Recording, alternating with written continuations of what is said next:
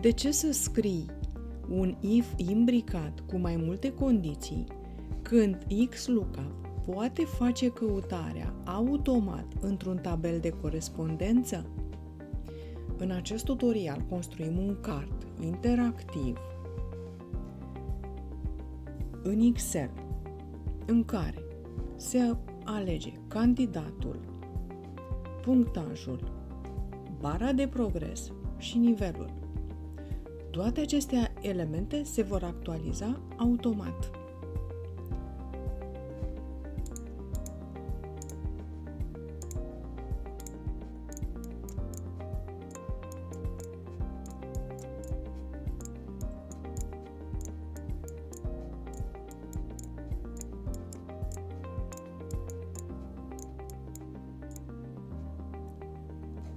XLOOKUP caută punctajul în tabel, identifică intervalul potrivit și returnează nivelul corect.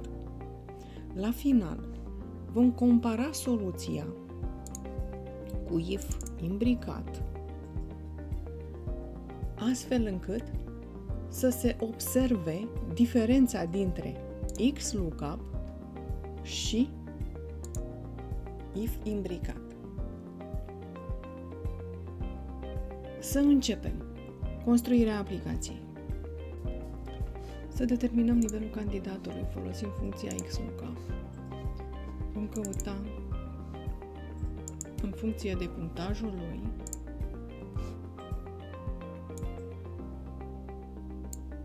din această zonă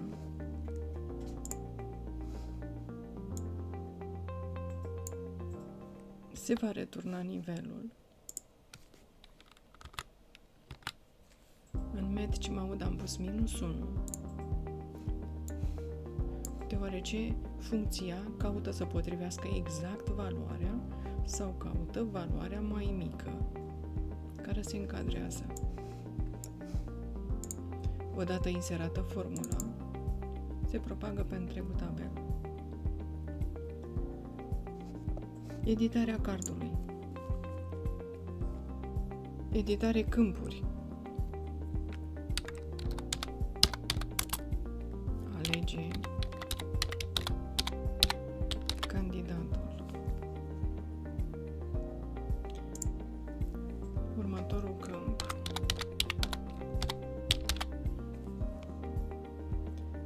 Punctaj și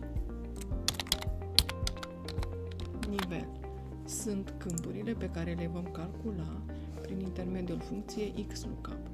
Alege candidatul. Aici vom construi o listă de selecție din validare, data validation, list, sursa listei. Am selectat sursa și lista e funcțională. Punctajul. Pentru punctaj vom folosi funcția XLOOKUP pentru acest candidat.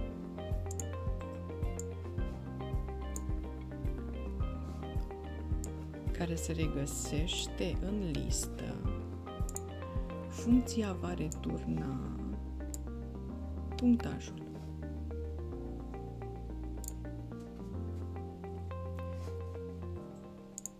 Îl personalizăm.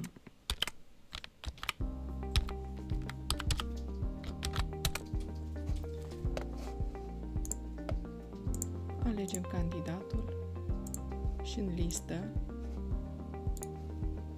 se observă modificarea. Acum, bara de progres. Ca să construim o bară de progres, avem nevoie de o valoare returnată de XLOOKUP. Pentru candidatul ales,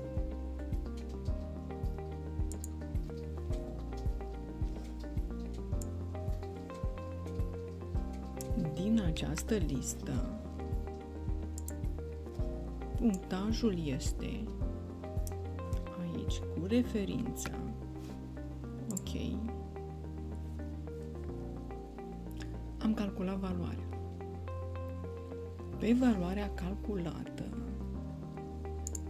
format condițional, vom aplica o bară de progres. Să personalizăm bara de progres.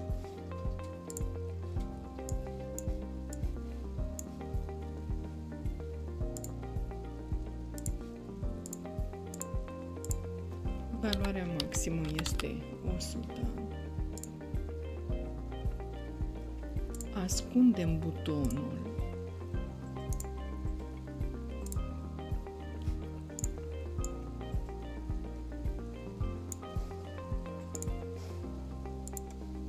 Și bara de progres este funcțională pentru fiecare candidat ales. Pentru nivel, folosim funcția lookup pentru candidatul ales, care se găsește aici.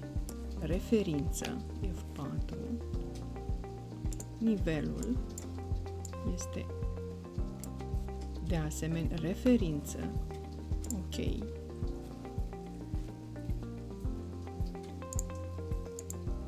Verificăm. 26 începător.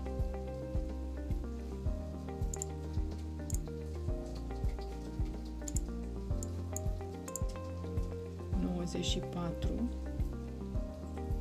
experimentat.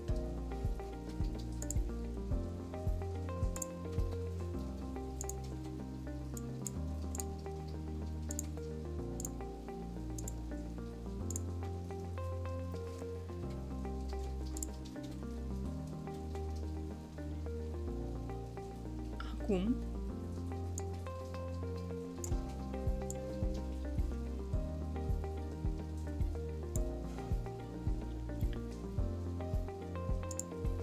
din eticheta aliniere orizontală alegem Center Across Selection.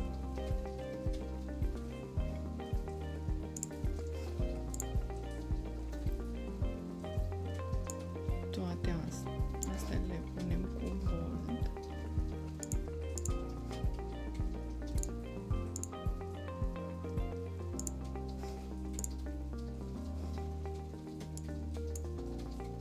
Să realizăm un card frumos. Și acum fundal.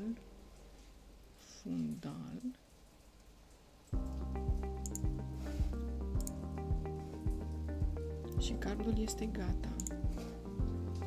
Realizat. Așa cum își propune aplicația.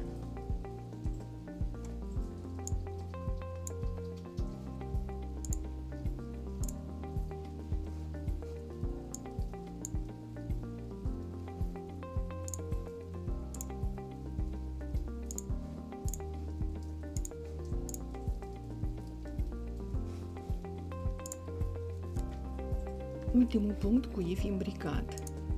Aceeași formulă cu if imbricat.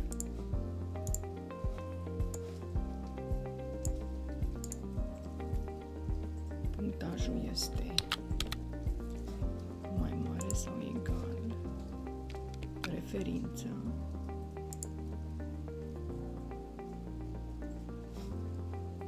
Este experimentat.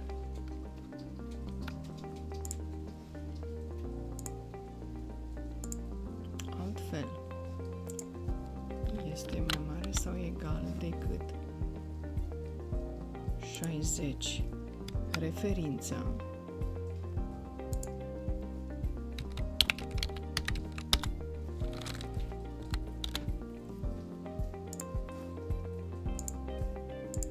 Continuăm cu if imbricat dacă valoarea este mai mare sau egal decât 40. Referință.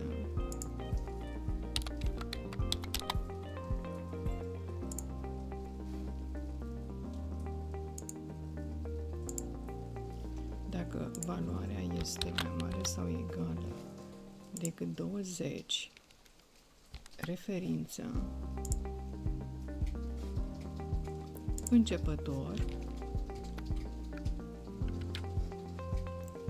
fără nivel, referință. Ok. Observăm. Rezultatul este identic. Și funcția XLOOKUP și funcția if imbricat produce aceeași valoare. Care e diferența?